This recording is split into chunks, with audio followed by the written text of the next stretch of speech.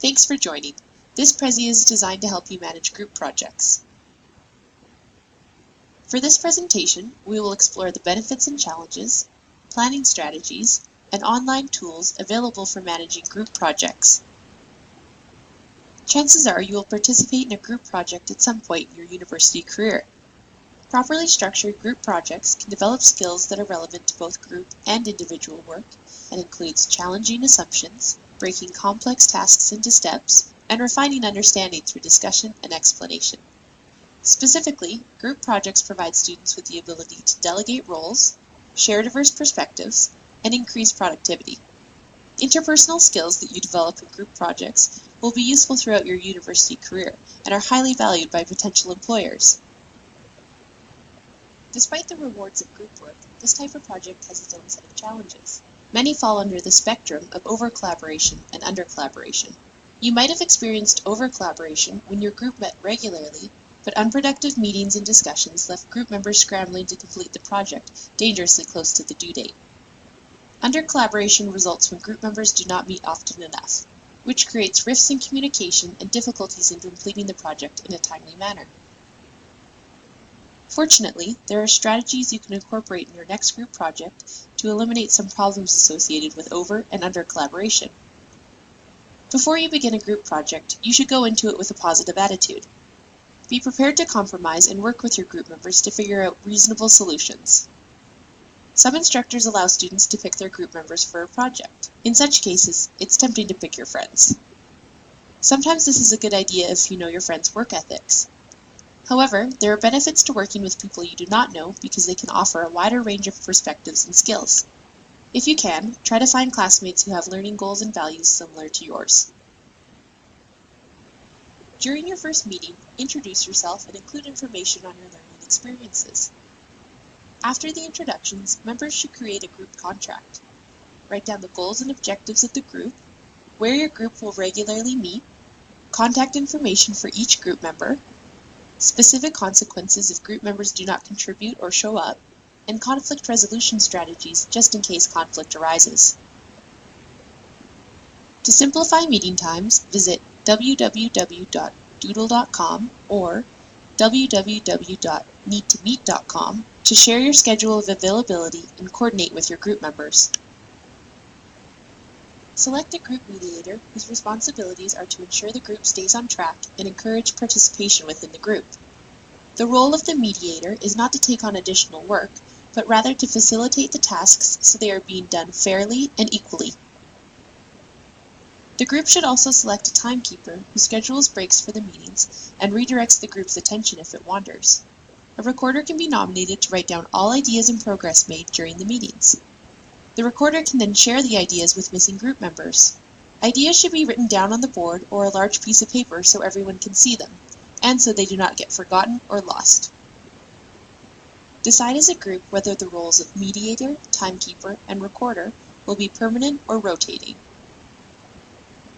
As a group, read the assignment guidelines and rubric. That way, you can discuss the instructor's expectations and clear up any misconceptions about what is required. There is a Prezi on understanding the instructor's expectations that might be useful to you as a group. Then break down everything that needs to be done, from conducting research to preparing the slideshow and giving the presentation, and assign evenly divided tasks to each person based on his or her strengths. If group members have an honest conversation about their strengths and weaknesses, appropriate responsibilities can be assigned, and the entire group will benefit from the discussion. If you would like more information on how to break a complex project into a series of tasks, check out the Prezi on task management. After your group has created a task list, organize a flexible timeline for when certain tasks should be completed. This establishes clear boundaries and helps to prevent anxiety caused by leaving tasks to the last minute. Also, make sure you leave enough time to practice for a presentation, if that is part of the assignment. There are plenty of areas on campus where you can practice together as a group. Here is an example of a timeline for a group project. On the left, the task of conducting preliminary research has been broken down into manageable steps. On the right, it shows that the group has approximately 1 week to complete the steps before the next meeting, where the members will discuss the research and plan for the next task list. Group projects are designed to allow students to work independently and interdependently for the success of the student-created goals. However, a common pitfall of group work occurs when groups meet only to divide the project into tasks that are subsequently independently assembled and then compiled right before the assignment due date. This can result in contradictory or repetitive research and choppy formatting. There should be regular meetings when group members can check in with each other and ensure the goals of the group are being met. The group needs to leave plenty of time before the due date to revise and edit the project. Remember, there will be different writing styles that need to be blended into one cohesive project. At the beginning of each meeting, the group should decide what needs to be accomplished by the end of the meeting. The group mediator can organize which questions to ask to stimulate participation. For example, are more ground rules needed, such as starting meetings on time? Is everyone contributing to discussions? Can discussions be managed differently so that all can participate? Are all members accomplishing the work expected of them? Brainstorming can be an effective way of gathering ideas and encouraging everyone's participation. Allow 5 minutes at the end of each meeting for members to review what needs to be completed before the next meeting.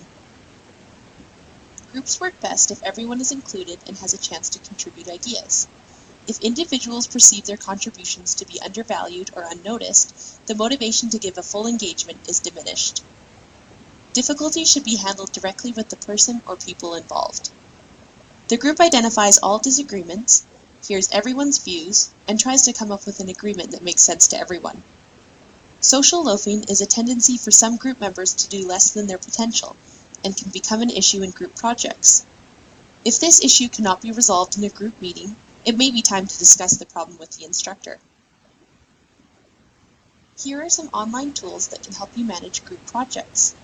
Google Docs allows you to share documents that your group members can view and edit. Basecamp is a group management software program that lets you report on your progress, communicate with other members, and keep track of your tasks. Not only can group work provide a great learning opportunity, but in the words of a former McEwen student, teamwork means never having to take all the blame yourself. Thanks for viewing this presentation. All the best for your future group project endeavors.